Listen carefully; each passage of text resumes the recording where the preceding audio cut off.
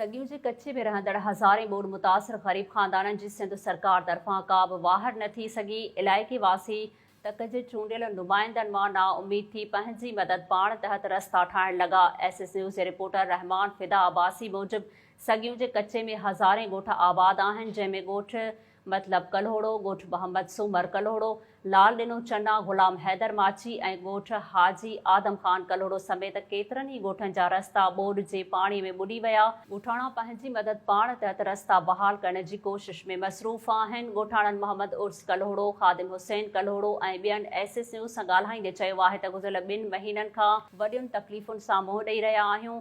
हिन वक़्तु मलेरिया, केस्ट्रो ऐं ॿियनि बीमारियुनि सबबि इलाइक़े जा केतिरा ई मिसकीन माण्हू वठिजी विया आहिनि। रस्तो न हुजण जे करे इस्पतालुनि ताईं पहुचण बि नामुमकिन बणियल आहे।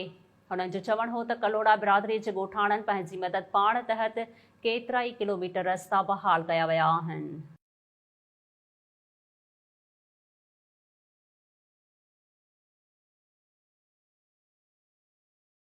नाज़रीन, वधीक ख़बरुनि ऐं अपडेट्स जे लाइ ॾिसंदा रहो SS न्यूज़ वेब चैनल। असांजे चैनल खे लाइक ऐं सब्सक्राइब करणु न विसारींदा।